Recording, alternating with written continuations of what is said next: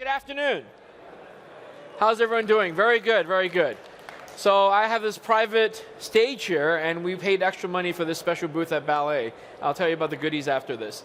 So I'm here to talk about Bitcoin, ownership, and custody. Okay, I'm going to give you some secret insights into this amazing thing called Bitcoin and cryptocurrency that I've gained over the last 12 years that I've been involved in Bitcoin. So, who here owns Bitcoin? Let's get a raise of hands. All right, people out there, wow, a lot of people in the back. Excellent. So I'm going to challenge you and really ask you to see if you really own Bitcoin, okay? And the reason is there are different ways to own Bitcoin, and do you truly own it? Do you truly own it? Okay, you can only own it if you really have control and custody of it. So what is ownership? The topic of ownership is not often talked about in crypto conferences, but this is a very, very key subject if you want to understand the significance of Bitcoin and the cryptocurrency revolution.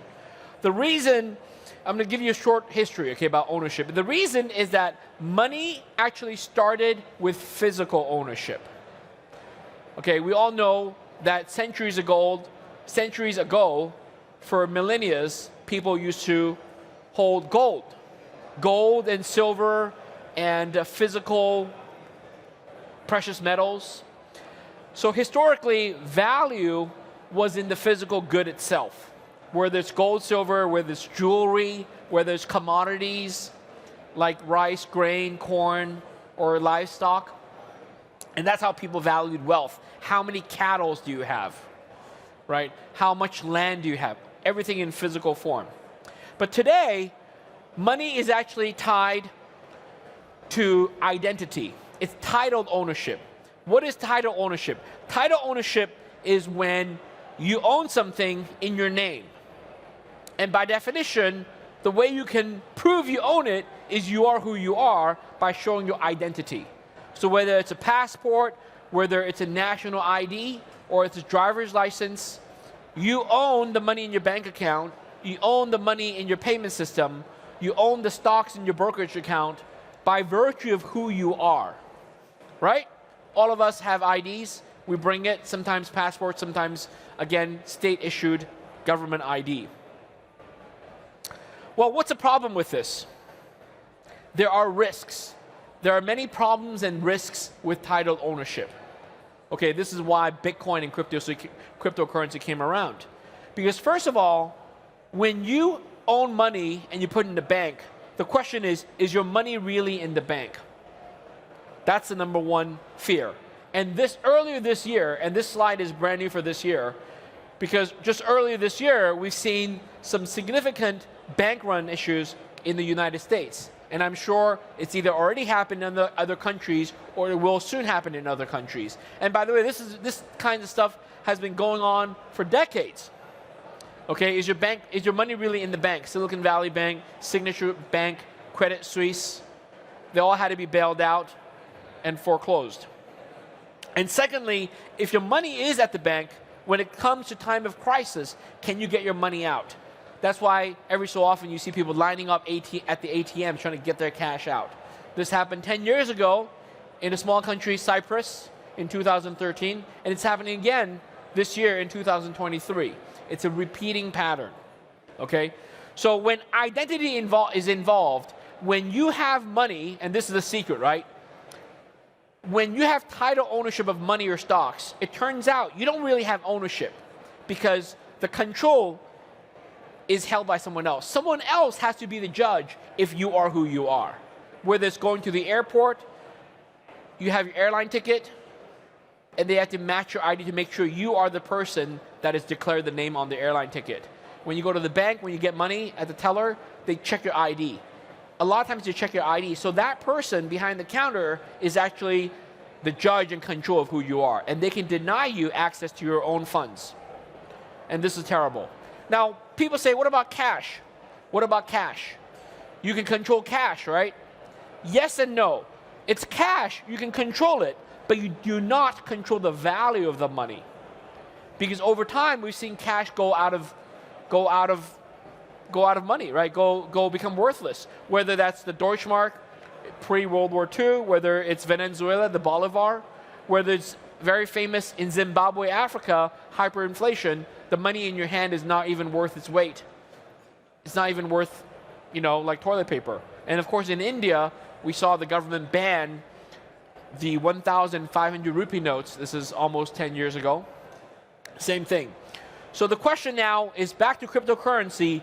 Do you control your Bitcoin? It's a legitimate question. For all of you who raise your hand, you say you own your Bitcoin. Do you actually control it? And this is why we created Ballet. We really want to emphasize self-custody. So let's talk about exchanges. For example, if you hold your Bitcoin on exchanges, if you store your Bitcoin on exchanges, don't forget, they can get hacked. That's happened time and time again. Over the last 12 years, I've been in crypto. I first got into Bitcoin in 2011.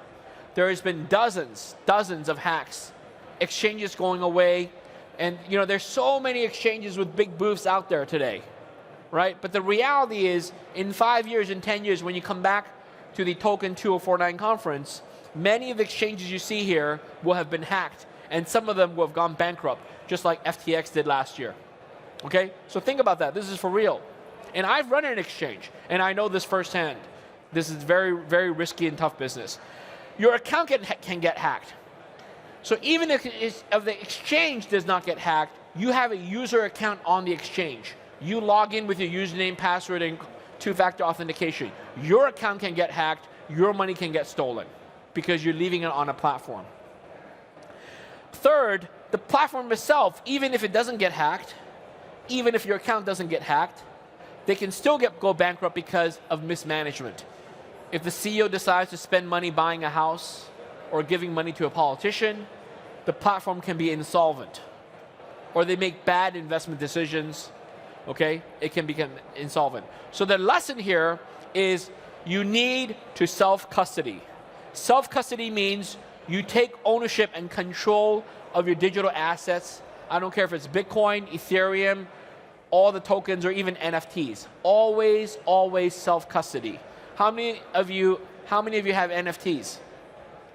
Yeah, a few of you? You got to self-custody it. Don't leave it on a platform.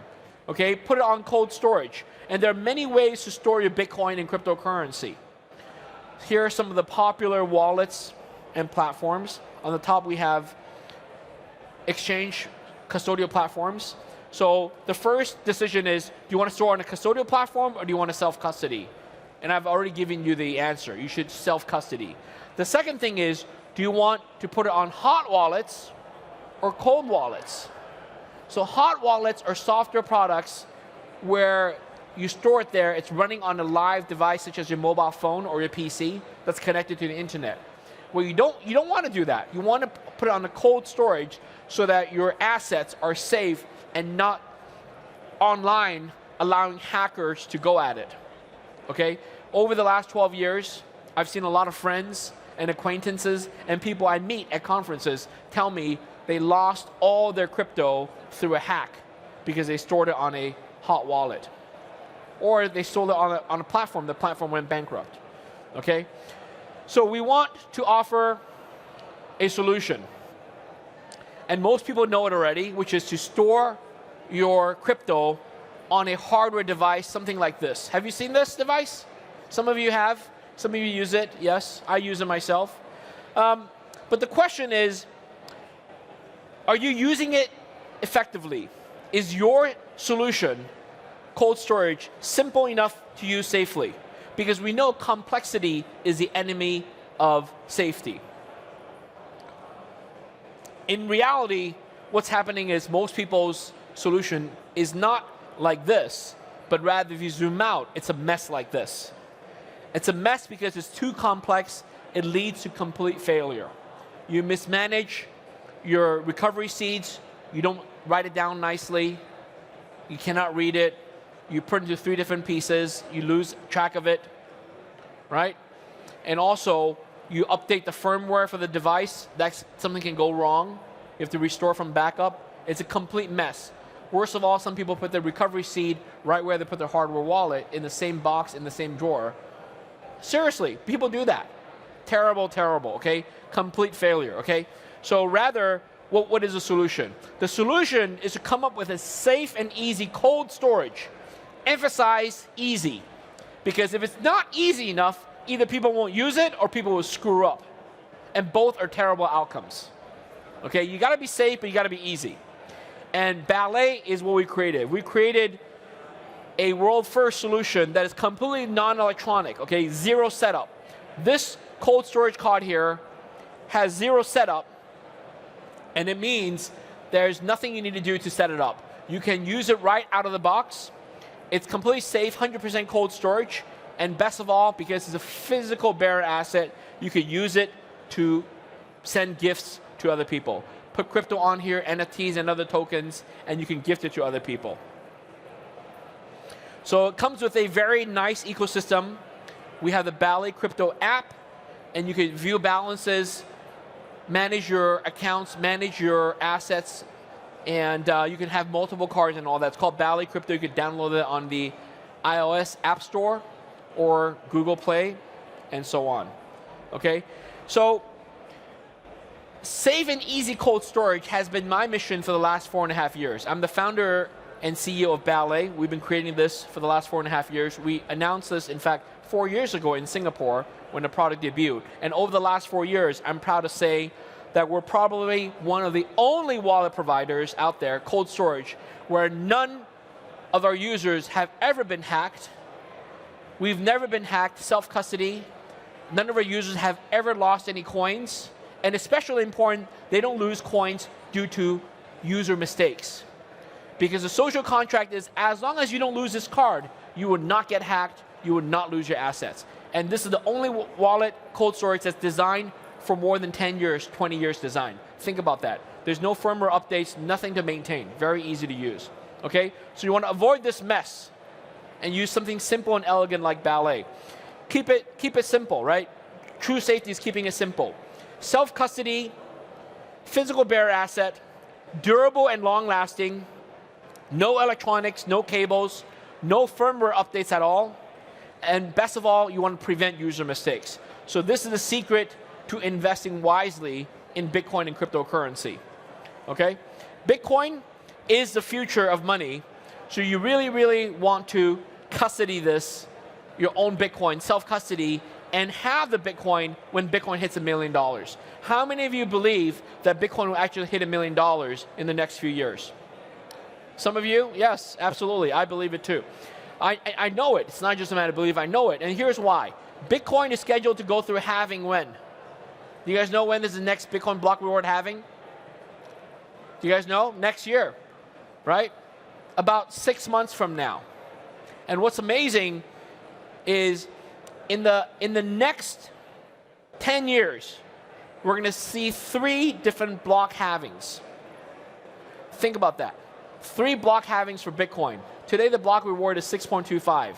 After next spring, it's going to be 3.125. And then it's going to be 1.55.